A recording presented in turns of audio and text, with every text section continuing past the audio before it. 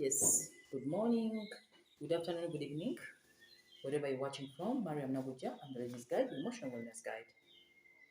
7 minutes of inspiration every Monday. Tukwapulodinga video eno tulabe nti ekulakulanya oyige ebintu ebyo ate mbiziza mu lulimi olwa bulijjo because singa ate mbiteeka mu luzungu kimanyi abamu tebaagala kusoma. If you want to hide something, put it in a book. Oba kyogera mu Africa asome naye ate nze ndi wanjawulo. I'm an African who has actually read books. So, proof by research, Professor Nyanzi Julius agamba nti wellness is your health need. Okay? Nti omuntu yenna asitabeera healthy alina organic products ez'enjawulo. Ntera zibandulira every Friday. That's when we give you every nitty-gritty of what his products do. Cake Paradise egamba happiness starts here. Babawa baking services for all your cake needs, etc. etc. If you have a wedding, if you have an introduction, if you have a bridal shower, if you have a baby shower, if you have a pasiki, if you have a ceremony, a corporate organization, a corporate event, yes, Cake Paradise bagamba nti baina baking services zewetaaga. Switzerland, Celagen Switzerland is actually not a drug, it's a nutritional supplement which every woman needs for their fertility in energy. Because we believe that wellness of a woman begins with your emotional state. Okay? So, in a product tuyibagamba in depth in our Friday events. Friday videos that were uploading. So, abagala Celagen, abagala proof by research in Cake Paradise. Always their numbers are included in the comment section below. Muzitwale mwogereko nabo babawe products zino nga wenzibanjulira. Previously, we had an interaction for 7 minutes about the book Richest Man in Babylon by George Clason. Era nabagamba nti the take home for that book was learn to manage money. Otherwise, life can become a mess for you, because he gave us stories about what happens to someone who doesn't take care of their money. Okay? Nga tofudde ku byansimbi ng'egyo babikwatamu n'ekikutuukako, which we call again, emotional and wellness. But this time around, we are introducing what we call Peaks and Valleys. Peaks and Valleys is a book by Spencer Johnson, yes. Obutamu n'obuwandiikibwa bazungu mu mwagala okuwandika abafirika oba olina akatabo nga kowandiika oyagala ka reviewing kampe njaka introducing it only for 7 minutes.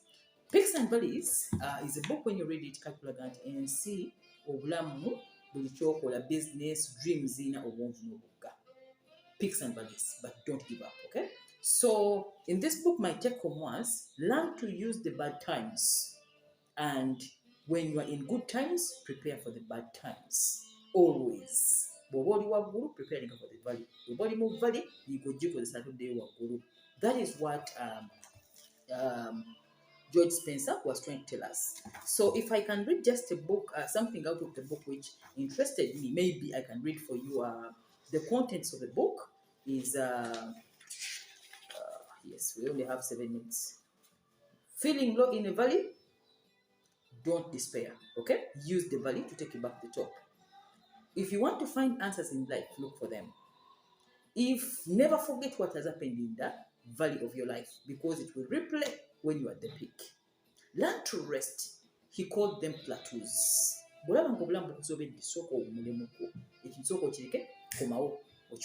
It is absolutely fine to take rest when you feel tired. Okay? Value learning. When you are at the peak, learn more. Wobo ofunye sente, ofunye obugagga, ofunye fame, tewerabira kusoma kubanga tekigenda okukwepikira ku peak.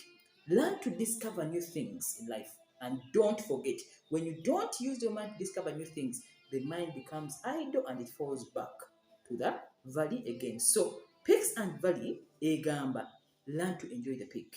Okay, when you're at the peak, don't forget to go back in the valley. Bw'obeera waggulu ddayo ku wansi olabe ekiriyo. Otherwise, you just pick where nti valley waliyo abantu, there is a life, and when you go back they will welcome you nga tomanyi nekiriyo. So live that double kind of life. When you're at the peak, go back to the valley. When you're at the peak, go back to the valley. That is the beauty of Peaks and Valleys as a book. So I think that's what he taught me, and I learned to live that kind of life where I'm at the peak and I'm at the valley at the same time. Because when you don't learn that, it will be hard for you okuba nti bw'otuuka mu valley obeera despaired, mukaaba nnyo. Valley kitegeeza embeera ez'obwavu, embeera nga relationship eweddewo, embeera nga tolina mulimu, embeera nga obulamu bugaanye, embeera nga tomanyi kigenda mu maaso, tolina as in you've been hit down by the post-COVID effect. Buli kyonna ekikuteeka wansi emotionally eba efuuse valley, oba oli mu kikko. Peak is when you have the money, you have the fame, you have the beauty, you have the good marriage, you have good relationships, everything is flowing the way you want. That's what they call a peak. So the beauty of the book and the take home is get out of the valley sooner. Stay on the peak longer. Have more peaks and fewer valleys. That is what you want to do. Peak valley. Peak valley, but stay on the peak longer. Leave the valley sooner and have more peaks in life. So when you read the book, expect more peaks. If you want the book, if you don't have the book, please get my number in the comment section below. Reach me out. I can get you all these books within a minute. Okay? Thank you so much, and see you again next week. Don't forget to inform a friend, to inform a friend that if you cannot read, somebody has read the books for you. I'm going to give you each and every. I've read over 700 something books, so it is time for me to give them away. By the time I'm giving them away, I'm at the peak of life.